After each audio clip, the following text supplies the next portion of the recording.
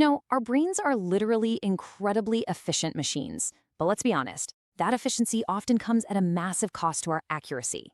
Today, we're going to zoom way out and look at the actual nuts and bolts of how we make choices. We're building a field guide of structured thinking methods to stop our unassisted minds from just automatically jumping to disastrous conclusions. And we're going to organize these methods by the exact cognitive flaws they're designed to correct. Okay, let's actually dive right in. I want you to think about a past decision you genuinely regret. Think of a time when you were absolutely certain, without a doubt, that you were making the right call, only to watch it fail spectacularly. Why does this happen to us? Well, our unassisted minds rely on the fastest coherent story available. We take the very limited information sitting right in front of us, we weave it into a narrative that kind of makes sense, and then we just confidently act on it. We definitely don't naturally stop to look for the holes in our own story. And that brings us to the main villain of our explainer today. It's an acronym coined by the brilliant psychologist Daniel Kahneman, YSIAT. What you see is all there is. This is basically the mind's incredibly stubborn habit of working only with activated information. Your brain is never going to spontaneously tap you on the shoulder and ask, "Hey, wait a minute, what am I not seeing here?" Because of this hardwired biological blind spot, we really can't just rely on trying harder to think better. It just proves we need specialized external tools to overcome these hidden traps. So, the absolutely crucial point is captured right here. Every single good thinking method we're going to unpack today fixes these cognitive flaws by doing one very simple thing. It inserts a structured pause. It deliberately creates a space between the stimulus, the situation you're facing, and your actual response. That pause is specifically designed to actively interrupt your initial instinctive leap to a conclusion. To fix this, we're going to open up 5 specific toolboxes today. Embracing your inner adversary, shifting your perspective, breaking the decision down, harnessing statistical methods, and finally, escaping the present moment. Think of these not as rigid rules, but as specialized lenses you can just swap out depending on the problem you're looking at. All right, let's start with section 1, embracing your inner adversary. You've probably noticed that groups just naturally drift toward consensus, right? Everyone wants polite, shallow agreements. Once the direction starts to take shape in a meeting, dissenters tend to just self-censor because nobody wants to cause social friction. So we need methods that actually exploit the fact that the human mind is a way better critic than it is a creator. I mean, it is so much easier to tear apart a story than to build a balanced one from scratch. To combat this polite consensus, we use a brilliant method championed by Klein called the pre-mortem. In typical planning, we ask, what could go wrong? And people usually give these really shallow answers because they don't want to seem like the negative one in the room. But in a pre-mortem, you jump forward in time and you boldly declare, okay, the project has catastrophically failed. Now independently explain why. It completely flips the social dynamic. Suddenly, being creative about failure as the assignment, it's not an act of disloyalty or pessimism. It exploits our brain's natural strength at post hoc explanation, because let's face it, we're all gifted Monday morning quarterbacks, and it redirects that talent to a time when you can still actually fix the plan. It's exactly like running a fire drill for your strategy. You figure out the exit doors are locked long before you ever smell smoke. Moving right along to section 2, shifting your perspective. To really break out of those blind spots and force ourselves to examine the exact same data from entirely different and honestly sometimes uncomfortable angles, we've got to remember how the brain actually processes information. You have an automatic System 1 intuition and a much slower, deliberate System 2.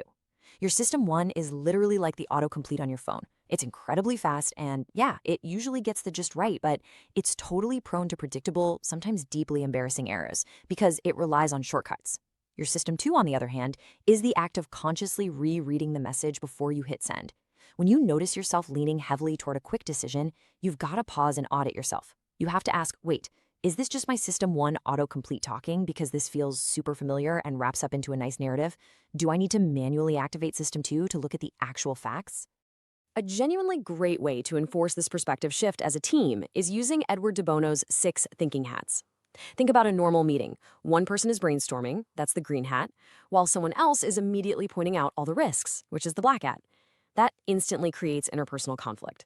But with this method, you assign a colored hat and everyone in the room thinks exclusively in that specific mode before switching. So everyone looks at just the cold hard facts together, then everyone shares their gut emotions together, then everyone looks for risks together. It ensures the whole team explores the exact same cognitive dimension at the exact same time, which pretty much completely eliminates friction.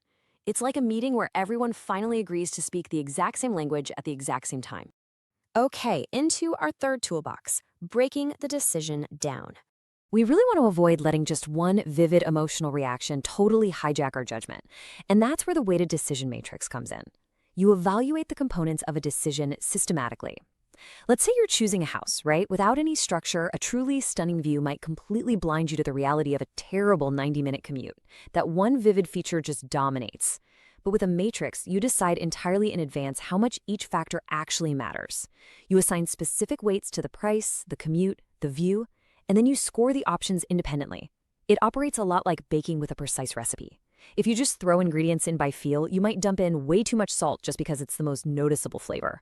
The matrix ensures every single ingredient of your decision gets exactly the amount of influence it deserves and absolutely no more. Up next is Section 4, Harnessing Statistical Methods.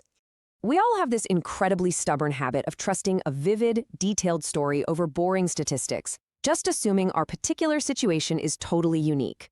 The cure for this is shifting from what's called the inside view to the outside view.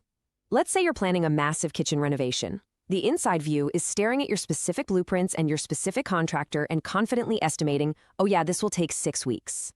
The outside view forces you to stop looking at your unique plan and instead look at the statistical base rate of a reference class, which in this case is kitchen renovations in general. The base rate might tell you the average is actually 12 weeks.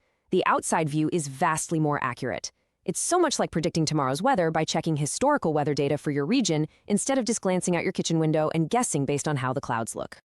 And finally, we arrive at Section 5, escaping the present moment. When you're caught up in intense, immediate emotions, they just completely crowd out your logical, long-term perspective. To fight that, Susie Welch's 10-10-10 rule is an absolute game changer. When you're facing a tough choice, you just stop and ask how you'll feel about it in 10 minutes, 10 months, and 10 years. Say you have to give an employee some really critical feedback. The next 10 minutes, yeah, it's going to feel incredibly awkward and painful. But in 10 months, the situation will likely be resolved, and in 10 years, you literally won't even remember the conversation, but you will remember if you built a culture of honesty. This framework acts exactly like a camera's zoom function. It structurally displaces you in time, zooming you way out to reveal that the pebble causing you agonizing short-term pain today might be completely invisible in the landscape of a decade from now. We're going to wrap up this explainer with this incredibly powerful question from Jeff Bezos, known as the regret minimization framework. When he was agonizing over whether to leave a really safe job to start Amazon, he mentally projected himself to age 80 and asked which choice he would regret less. And the truth is, people overwhelmingly regret the things they didn't try, much more than the things they tried and failed at. And this brings us to our final ultimate takeaway for today. Because every single outcome in life involves a certain degree of luck, you simply cannot judge a decision purely by how it turns out. The true quality of a decision is determined entirely by the rigorous process of your structured pause. Did you consider the base rate? Did you invert the problem? Did you zoom out to year 80?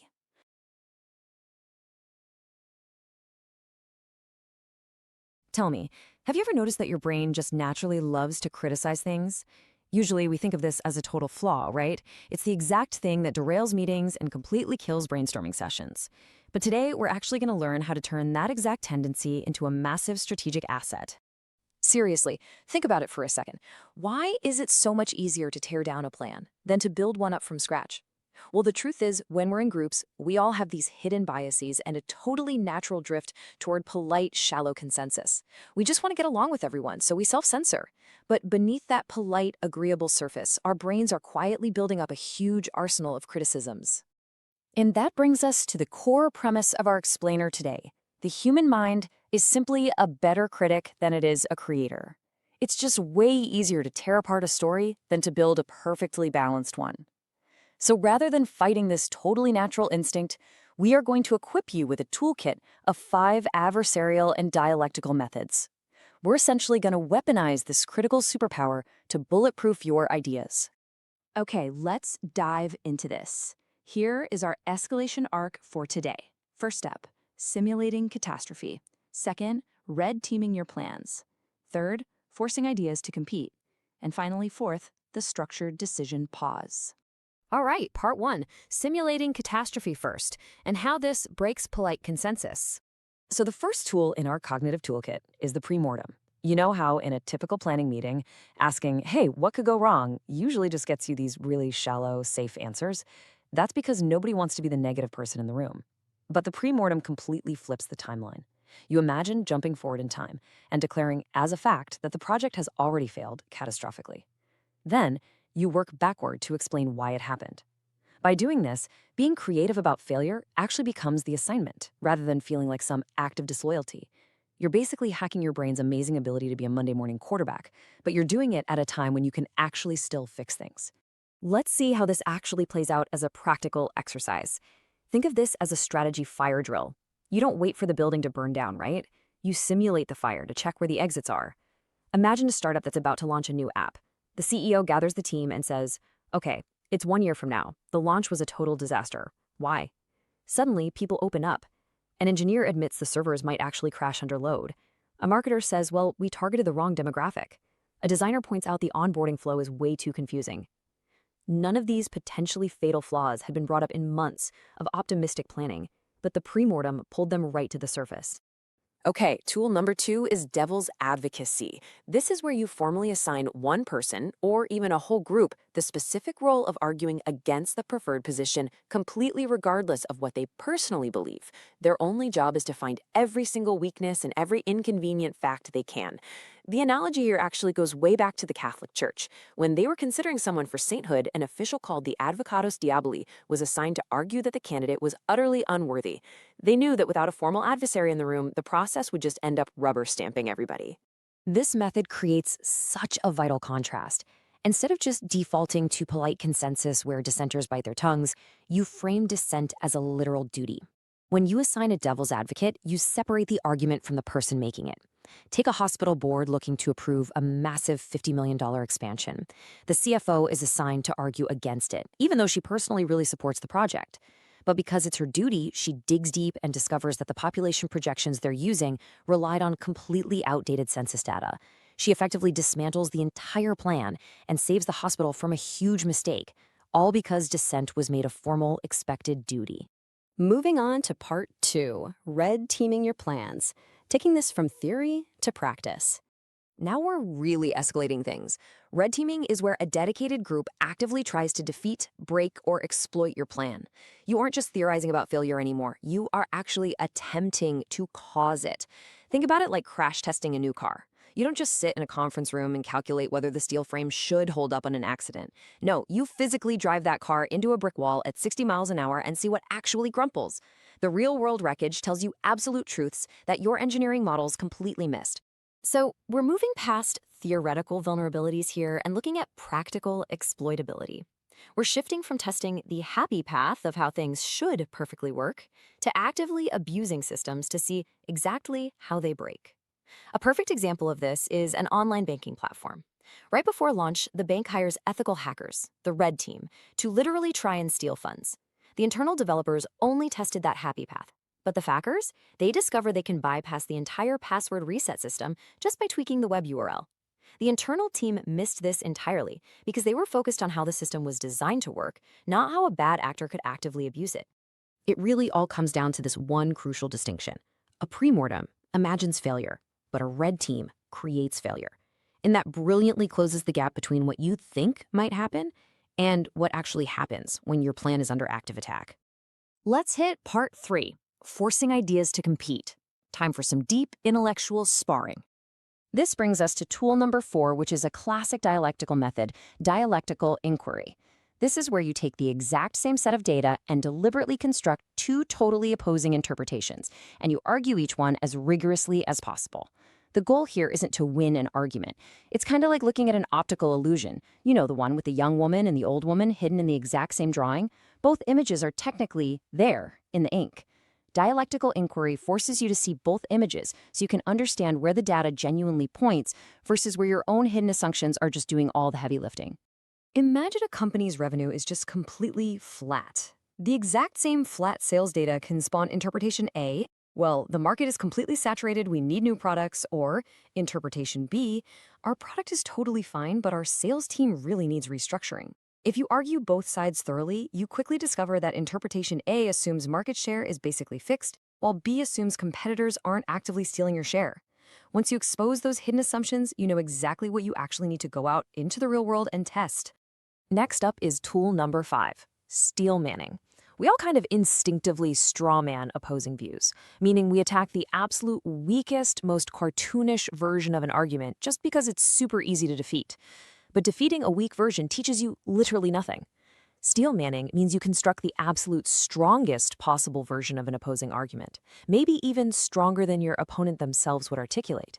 Think of a martial artist. If you only ever spar with absolute beginners, you're going to get destroyed in a real competition. Steel manning is choosing to spar with a superior opponent so your technique actually improves. Let's say you are absolutely convinced remote work is the best way to go for productivity. Before defending your position, you force yourself to steel man the opposition. You argue that in-person work creates spontaneous collisions that drive breakthrough innovation. You argue that while remote work optimizes the execution of known tasks, it severely degrades the discovery of new ones. And since discovery compounds over years, the long-term cost of remote work is invisible but absolutely enormous. Wow, now you've actually got to engage with a rigorous, heavy-hitting reality, rather than just swatting away a weak straw man. And that brings us to part 4, the structured decision pause. Let's tie this whole toolkit together.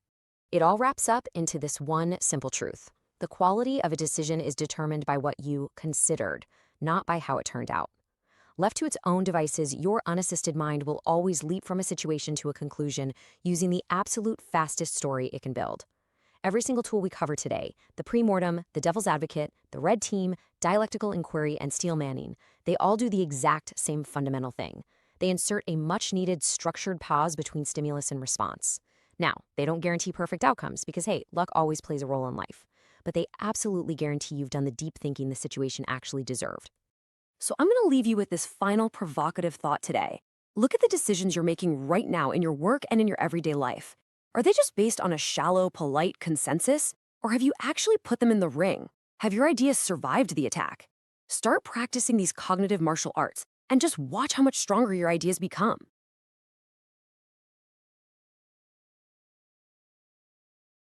The Blind Spot Toolkit. We're going to walk through 5 incredibly powerful perspective-shifting methods designed specifically to correct those invisible cognitive flaws that constantly sabotage our decision-making. So if you love structured learning, you are absolutely in the right place. Let's get into it. I want to kick things off by directly challenging you with this question. What are you missing right now? Seriously, think back to the last major decision you made. Maybe it was a big career move, a massive purchase, or, a strategic pivot at work. You probably weighed the pros and cons of the information you had right in front of you. But what hidden factors were you completely ignoring simply because they weren't staring you right in the face? There's actually a specific name for this problem. It's called YSAIT. That stands for what you see is all there is. And honestly, this is the human brain's single biggest vulnerability. It's our mind's deeply ingrained habit of working exclusively with activated, readily available information without ever spontaneously pausing to ask, wait, what am I not seeing here? We constantly make choices based on an incomplete picture because, let's face it, our brains love a fast, coherent story way more than a complete one. So the 5 perspective-shifting methods we're about to explore are designed to specifically attack this exact flaw. Starting with Cool 1, auditing fast versus slow. This is a brilliant lens popularized by Daniel Kahneman. To do this audit properly, you need to understand your 2 operating systems. System 1 is fast. It's automatic. It's highly intuitive, and it jumps to conclusions in a split second. Think of it like the autocomplete function on your phone that tries to instantly guess the very next word you're going to type. But System 2, well, System 2 is slow. It is effortful. It requires deliberate focus. It's a lot more like carefully proofreading that exact same text message to make sure autocomplete didn't just accidentally insult your boss. System 1 is brilliant for everyday survival, for sure, but it relies on shortcuts that produce predictable errors. Doing this audit doesn't mean rejecting your fast intuition altogether. It simply means putting it through a System 2 quality control check. Let's apply this to a real-world scenario. Imagine a hiring manager interviewing 2 candidates. She just feels in her gut that candidate A is stronger. But if she pauses and runs a System 2 audit, she might ask herself, did I actually detect real competence here or just familiarity? She might realize candidate A went to her alma mater, answered first to set the baseline, and just told a really great story. Meanwhile, candidate B actually had way better qualifications but was maybe a bit dry. Her System 1 gut feeling wasn't some magic detector of talent, it was literally just an intuition for someone who felt familiar. Okay, let's dive into Tool 2, stress testing your frames. This tool exposes how the mere presentation of facts totally manipulates our choices. Imagine your doctor is telling you about a medical procedure and says, "Good news, it has a 90% survival rate." Instantly, you feel a sense of relief, right? It sounds remarkably safe. Your brain immediately anchors onto that positive framing. Now imagine that exact same doctor looks at you and says, "This procedure has a 10% mortality rate." Boom! Complete emotional whiplash. You are probably feeling a sudden, massive spike of anxiety, but mathematically, structurally, medically, nothing has changed. Is the exact same statistic. If your enthusiasm drastically shifts between these two frames, it proves that your judgment isn't based on the actual substance of the procedure at all. You're reacting entirely to the frame. I love to think of this as the fluorescent lighting effect. Think about trying on clothes under those overly flattering lights in a boutique. The shirt looks fantastic, right? But you know you need to take it over to the window and view it in harsh daylight to see if the reality actually matches the presentation. Presenting identical options to yourself in totally different frames, like switching percentages to absolute numbers or emphasizing losses instead of gains, is exactly how you check the lighting on your decisions. Moving right along to our third perspective shifting method, Tool 3, de Bono's 6 thinking hats. This is Edward de Bono's famous method, and it is specifically designed to prevent chaotic cross-contamination during complex group decisions. De Bono assigns 6 colored hats, and each one represents a strictly different mode of thinking. White is for pure facts and data. Red is for raw emotions, no justification needed. Black focuses entirely on caution and risks. Yellow is pure optimism and best-case scenarios. Green is for wild creativity. And blue? Blue manages the process. The golden rule here is that the group wears only one hat at a time. Everyone thinks exclusively in that specific mode, together, before the entire group switches to the next hat. This is so brilliant because it forces you to avoid the trap of speaking completely different cognitive languages. Imagine a school debating whether to eliminate homework. If one teacher is expressing anxiety, meaning they're wearing the red hat, while another is brainstorming alternatives, the green hat, and a third is bringing up standardized test risks, the black hat, you get instant, massive conflict. By separating these modes in time, the hats totally synchronize the group. You get all the facts, all the fears, and all the ideas, but without any of the interpersonal friction. Which brings us to Tool 4, Inversion. This method completely flips how we look at our goals. The mathematician Carl Gustav Jacobi famously said, "Invert, always invert." And the logic here is just incredibly practical. The path to success is often vague, cloudy, and super uncertain. But the path to failure? Oh, that's usually crystal clear. Think of it like this. If you want to find the safest route through a deadly minefield, don't just wander around looking for safe ground. You should focus entirely on mapping out exactly where all the mines are first. Inversion maps the mines. So here is how you put it into action. Let's say your goal is to build a great company culture. Noble goal, for sure, but terribly vague. So you invert it. You literally ask your team, how do we guarantee an incredibly toxic culture? Suddenly, the ideas flow so easily. You punish people for bringing bad news. You let brilliant jerks get away with absolutely everything. You hold endless meetings without agendas. Boom! You now have a highly specific, concrete checklist of exact behaviors to avoid. Avoiding failure is almost always much more actionable than aiming for abstract success. And finally, Tool 5, the veil of ignorance. This concept was created by the philosopher John Rawls and is designed to strip away the absolute most powerful framing effect of all. Because, let's be honest, self-interest completely restructures our perception of what is actually fair.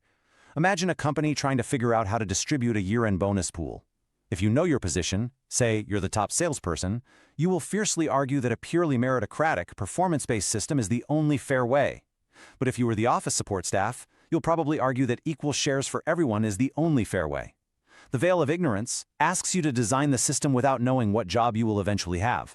If your role was a total mystery, you'd likely design a system that highly rewards top performers, but also guarantees a meaningful floor for everyone else, because you'd want that exact protection if you ended up being the support staff. So the crucial point here is that this is essentially the I cut you choose method, just for adults. Think about dividing a piece of cake between two kids.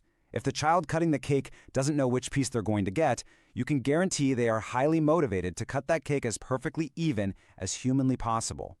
The veil of ignorance forces us to evaluate the structure itself, rather than our own personal place within it. Tying this all together, we have the structured pause. To wrap up this explainer, we really need to look at the unified strategy tying all these perspective-shifting methods together. Every single method we've explored today serves one unified purpose: to force a structured pause. As we learned earlier with YSIAT, your unassisted mind has a highly dangerous habit of leaping from a situation straight to a conclusion by building the fastest, easiest story possible. Auditing your intuition, testing your frames, wearing the 6 hats, inverting the problem, and applying the veil of ignorance, they all act as a mental circuit breaker. They deliberately interrupt that instinctual leap. And this leads us to the absolute most vital takeaway from all of this source material. Read this with me. The quality of a decision is determined by what you considered, not by how it turned out. You can make a terrible decision and just get lucky with a great outcome, or you can make a brilliant decision and get hit with terrible luck. The outcome isn't fully in your control, but the process, ensuring you have actually done the rigorous, structured thinking the situation deserved, that is entirely within your control. I want to leave you with this final provocative thought today. Think about the very next major crossroads you're going to face. If that next decision goes wrong, will you be able to honestly say you did the thinking it deserved? With the Blind Spot Toolkit now at your disposal, you really don't have to guess anymore. Use the tools, force the pause, shift your perspective. Part 3 of our series, Decomposition and Structuring Methods. We're going to unpack a seriously brilliant field guide to making smarter, more objective decisions. We're doing this by fighting back against our brain's most dangerous cognitive flaws. Specifically, we're zeroing in on these decomposition and structuring tools designed to stop our minds from making massive, flawed leaps of logic. Take a look at this quote. Basically, the ultimate takeaway here is that a great decision can still totally flop just because of bad luck. And hey, sometimes a terrible decision gets lucky. But, we can't control luck. We can only control our process. So let's dive into this and look at how we actually put this empowering concept into practice by controlling what we consider. Okay, here's our roadmap. We'll start with the flaw of holistic judgments, hit decision hygiene, Fermi estimation, the weighted matrix, the Delphi method, and then wrap it all up with structured pauses. All right, part 1, the flaw of holistic judgments, or why our unassisted brains just love to leap to conclusions. Before we get into the actual tools, we absolutely have to know what we're up against. We hear a lot about bias, sure, but noise? That's the invisible error sneaking into expert judgments. It's like, imagine 2 doctors looking at the exact same x-ray, but giving wildly different diagnoses. Or 2 judges handing down completely different sentences for the exact same crime. That's noise. And then you've got the halo effect. That's when our overall impression, like maybe a job applicant's incredible charm, totally hijacks our evaluation of their actual technical skills. We just mash it all together into one big, messy, holistic feeling. Which brings us to part 2, decision hygiene and noise reduction. This is all about bounding that disagreement through structure. So our first method is decision hygiene. This tackles bias head-on by forcing us to break those messy, holistic judgments into separate pieces that we score independently. Think about Olympic figure skating for a second.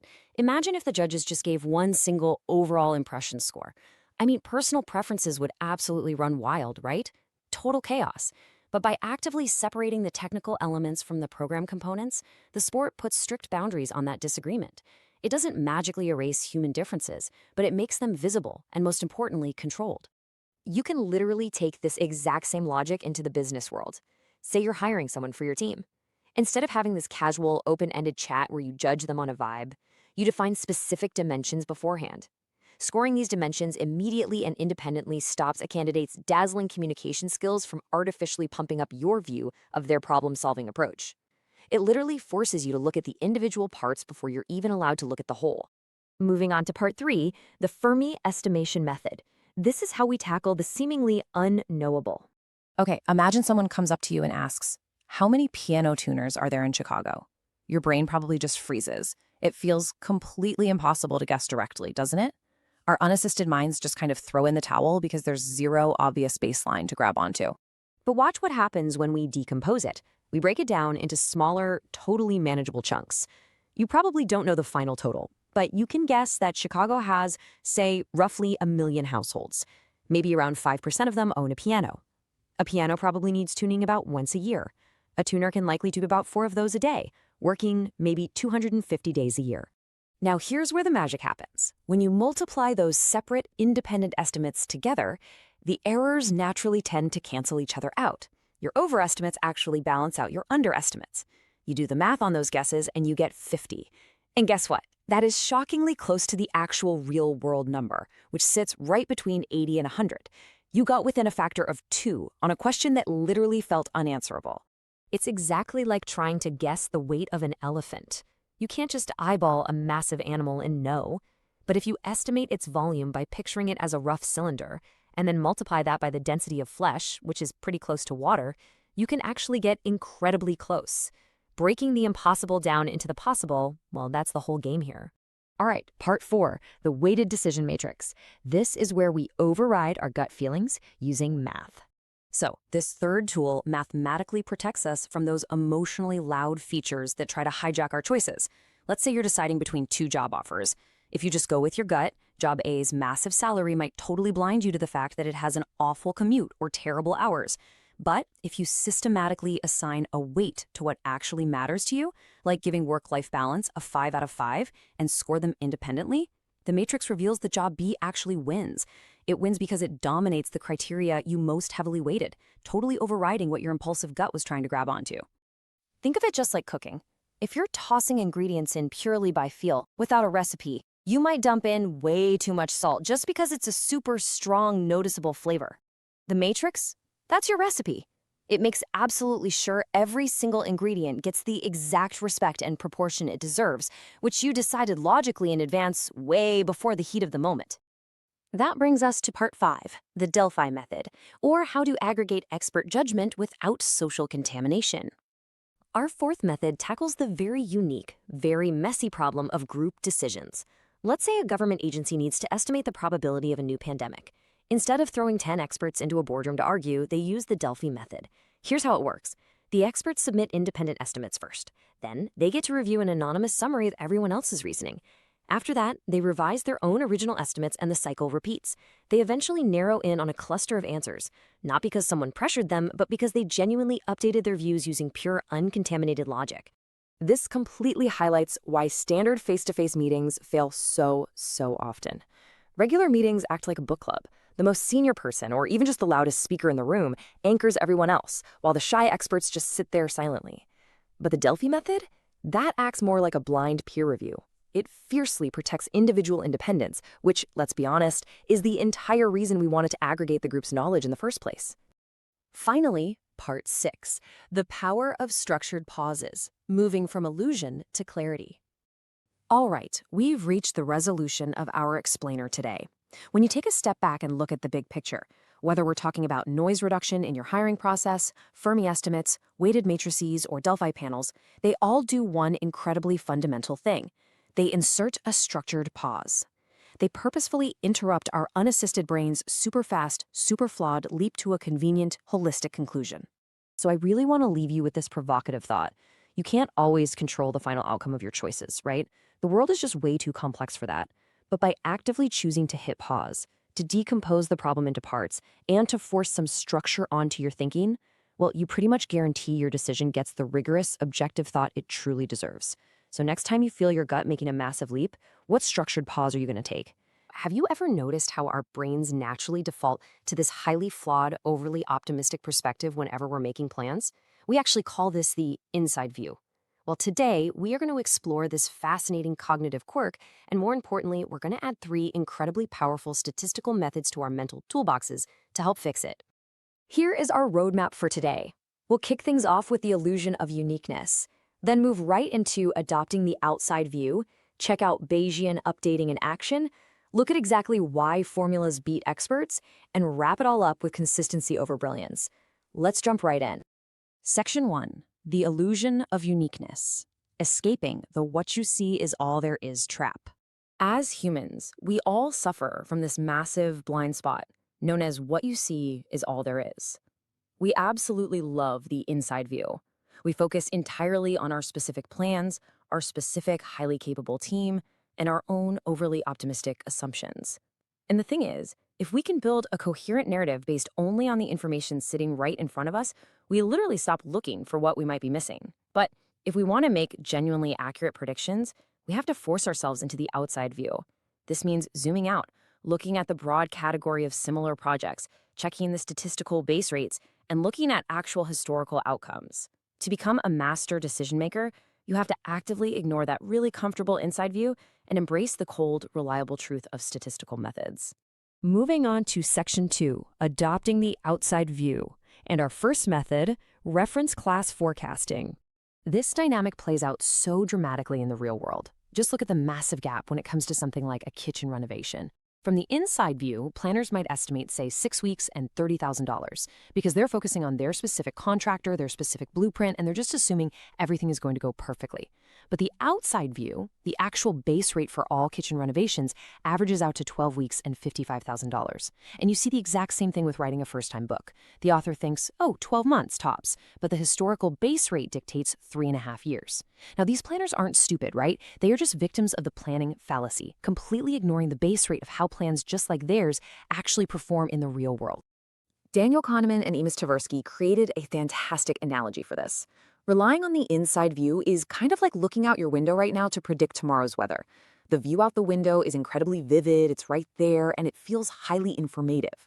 But relying on the outside view, that's like checking historical weather data for your exact location on this specific date over the last 50 years. Sure, the historical data might be dry and a little boring, but it is vastly more accurate for actual planning. All right, Section 3, Bayesian Updating in Action. Method 2, Disciplined Reactions to New Evidence. So if base rates fix our initial planning, what do we do when brand new information hits us? Well, we use a statistical framework called Bayesian Updating. Let's break down this complex but absolutely vital process step by step. Step 1, you must always start with a base rate, which is also known as your prior probability. And honestly, most people skip this entirely. Step 2, you encounter new evidence. Step 3, you have to actually weigh how diagnostic that evidence is. Like, does it strongly prove your hypothesis, or could it equally prove something else entirely? And finally, step 4, you systematically update your belief. Humans are notoriously terrible at doing this naturally. We tend to wildly overreact to vivid emotional evidence while completely ignoring that foundational base rate we started with. Bayesian analysis totally exposes our broken intuition here. Imagine you're a doctor, okay? A patient tests positive for a rare disease that affects just 1 in 10,000 people. The test is 99% accurate. Now, your gut reaction, the inside view, screams, a 99% accurate test came back positive. They almost certainly have the disease. But wait, let's look at the stats. Out of 10,000 people, 1 actually has the disease and tests positive. But of the 9,999 healthy people, a 1% false positive rate means roughly 100 of them are also going to falsely test positive. So, out of 101 total positive results, only 1 is actually true. Because the base rate of the disease is just so incredibly low, that positive test actually means there's a less than 1% chance of the patient being sick. Crazy, right? We can really solidify this whole Bayesian concept with a classic medical school saying, if you hear hoofbeats in New Jersey, expect horses, not zebras. Your base rate, that prior assumption of horses, has to stay dominant. If someone runs in and says, hey, the animal's running super fast, you don't instantly update your belief to zebras, because both horses and zebras run fast. That evidence just isn't diagnostic. You have to maintain your prior assumption of horses until truly diagnostic evidence, like literally seeing black and white stripes, actually arrives. Which brings us to Section 4, Formulas Beat Expert Intuition. Method 3, Actuarial versus Clinical Judgment. Decades ago, the psychologist Paul Meehl made a really shocking discovery. Human intuition, even from the absolute top experts, consistently loses to simple math. He compared 2 different types of decision-making. First, clinical judgment. This is subjective, it's holistic, it's the expert taking everything into account. Then you have actuarial judgment, which relies on simple statistical models using fixed variables. Take parole boards predicting if an inmate will reoffend. The board uses clinical judgment, interviews, gut feelings, trying to detect remorse or charisma. But guess what? They are consistently outperformed by a rigid, simple actuarial formula that only looks at basic hard data, like the age of the first offense and the number of prior convictions. The formula can't read body language, but it turns out body language just isn't as predictive as the experts think. Plus, the formula never has a bad day, and it never gets charmed by a smooth-talking inmate. Think of expert intuition kind of like asking a local for driving directions. The local driver is brilliant. They might know a few clever hidden shortcuts, but they also have bad days, they get confused, or they might just send you on the scenic route because they personally happen to like it. Actuarial judgment, on the other hand, is like your reliable GPS. The GPS isn't exceptionally clever, and it doesn't know about that one hidden alleyway, but it calculates the exact same way every single time. Over 100 trips, the GPS wins easily. It wins through pure, unswerving reliability. And finally, Section 5, consistency over brilliance, the grand synthesis of statistical thinking. If you remember only one phrase from this entire explainer, please let it be this powerful quote drawn from the source material: consistency beats brilliance in prediction over many cases. Reducing noise and cutting out bias by utilizing rigid, structured formulas is vastly more powerful over the long haul than just crossing your fingers and relying on occasional strokes of subjective genius. So the really crucial point here is understanding the deep principle beneath all of these methods, because every single method we've discussed today does the exact same fundamental thing. It inserts a structured pause between stimulus and response. It violently interrupts your brain's natural urge to just leap to the fastest, easiest, coherent story. These methods prove that the true quality of a decision is determined entirely by what you considered and the process you used, not just by how it happened to turn out in the end. They don't guarantee good outcomes every time, but they absolutely guarantee that you've done the rigorous, structured thinking this situation actually deserves. The next time you're faced with a major plan or a truly crucial decision, stop for a second and audit your perspective. Look at the base rates. Use Bayesian logic. Trust the statistical formula over your gut. Will you continue to trust that vivid, unique, highly optimistic story playing on a loop in your head? Or will you have the discipline to seek out the cold, reliable truth of the outside view? The choice is entirely yours.